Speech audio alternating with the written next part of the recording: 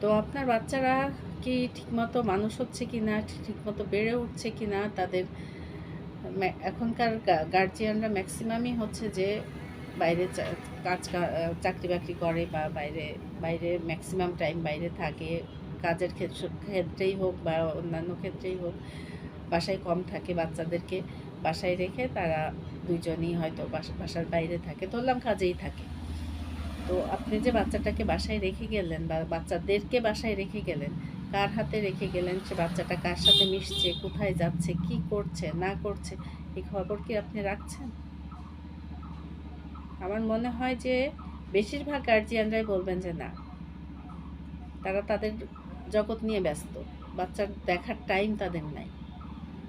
আমি এই জন্যে কথাটা বলছি, কারণ আজকে আমি একটা ঘটনা নিজের সামনে আমি নিজেই ঘটিয়েছি বলতে গেলে। আজ 2 মাস ধরে আমি একটা বাচ্চাকে অবজার্ভ করছি। বাচ্চাটা ক্লাস 6-এ পড়ে। আমার দোকানটা হচ্ছে যে মোটামুটি বুটিক তো আছে, আমার এটা নেশা পেশা সবই, এবং সাথে অন্যান্য জিনিসও বিক্রি করি আমি। তো নাম না বলি, সে আজ 2 মাস ধরে আমার দোকানে একটা জিনিস প্রোডাক্ট কিনতে আসে। ফার্স্ট ডে 1-এ আমি জিজ্ঞেস করছি, এটা তুমি কেন কার জন্য কিনতে আসছো? তা বলছে যে আমার একটা সিনিয়র ভাইয়ের জন্য। তারপরে আমার একটু সন্দেহ হওয়ার কারণে আমি ওর আসলে দেখছি যে দেখি কী করে। ধরবো যেদিন সেদিন একেবারে ছাই দিয়ে ধরবো। তারপরে গত 2 দিন ধরে দেখলাম যে স্কুলে যাওয়ার সময় সে হচ্ছে সেই প্রোডাক্টটা কিনলো, পেন্সিল বক্সের মধ্যে নিয়ে স্কুলে চলে গেল। আজকেও আসছে যে আমার দোকানে আসলে তো আমি কোনো প্রশ্ন করি না, আমি যে তলে তলে যে আমি প্ল্যান আঁটতেছি এটা তো ওরে বুঝতে দিইনি। তারপরে আমি দিছি ওইটা ওকে দেওয়ার পরে আমি বললাম যে তোমার ওরা হাত চেপে ধরছে। যে হাত চেপে ধরছে ও দৌড় মারতে গেছে। তখন আমি এক রিক্সাওয়ালা ছিল পাশে, তাকে ডাক দিয়ে 2জন মিলে চেপে ধরে, স্বাস্থ্য ভালো বাচ্চাটার, চেপে ধরে রিক্সায় উঠায় আমি বললাম যে তোমার বাসা কোথায় বলে না। তোমার বাবার মোবাইল নাম্বার দাও, বলে না। তোমার মায়ের মোবাইল নাম্বার দাও, বলে না। আমি বললাম যে বাসা কোন দিকে? চুপ, একদম চুপ, কোনো কথা মুখ দিয়ে বাইর করতে পারিনি।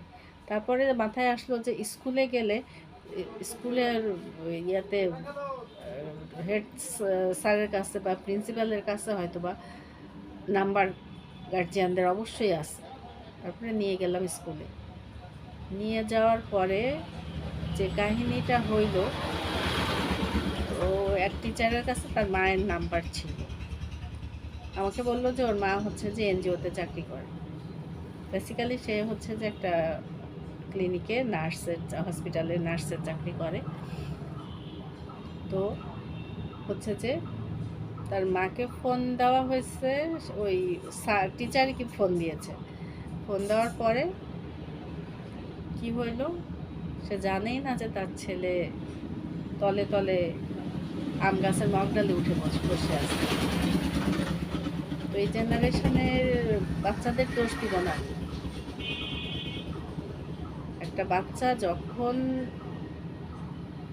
একটা বাজে দিকে যাচ্ছে, সবার আগে কিন্তু মা টের পায়। সেটা বড় ধরনের কাজ হোক আর ছোট ধরনের কাজ হোক, আগে কিন্তু মা টের পায়। তো আমি যেটা বলবো সেটা হচ্ছে যে বাচ্চাদেরকে, এই কারণ এরা সামনের দিনে আমরা কি রেখে যাচ্ছি, সামনে এরাই তো আমাদের দেশ চালাবে, এরাই আমাদের ভবিষ্যৎ। তো এদেরকে যদি এইভাবে আমরা মানুষ করি, তো দেশ কোথায় যেয়ে দাঁড়াবে? দেশের কি দায় ঠেকছে যে ভাই man to man, door to door knock করে আমাদের খোঁজ খবর নেওয়া? আজকে আমি যে কাজটা করছি আমি প্রাউড ফিল করতেছি, আমি প্রাউডলি বলতেছি, আপনারা প্রত্যেকের জায়গা থেকে এই কাজগুলো করেন। আন্ডার এজের বাচ্চারা যদি কোনো খারাপ কাজ করে, সাথে সাথে প্রোটেস্ট করেন, তাদেরকে বুঝতে দেন যে না, ওপেন কোনো কাজ করা যাবে না, বা খারাপ কাজ করতে গেলে কেউ না কেউ ধরবে। ভাই আমি হাত জোর করে সবার কাছে রিকোয়েস্ট করছি, আপনারা আপনাদের জায়গা থেকে এই বাচ্চাগুলোকে সঠিক পথে নিয়ে আসেন, তাদের বিপক্ষে দাঁড়ান, তাদের খারাপ কাজগুলা থেকে বাঁচান, তা না হলে কিন্তু দেশ ধ্বংস হয়ে যাবে। তো আমার এইটুকুই বলার ছিল। আমরা আসেন আমরা প্রতিজ্ঞাবদ্ধ হই যে স্ব ক্ষেত্র থেকে আমরা এই কাজগুলা করব। শুধু এইগুলাই না, যে কোনো অকারেন্স সামনে আসলে আমরা প্রোটেস্ট করব। তাহলেই না একটা সুন্দর দেশ ও একটা সুন্দর জাতি আমরা আগামী দিনের সামনে আনতে পারবো। আদারওয়াইজ পসিবল না। তো সবাই ভালো থাকবেন।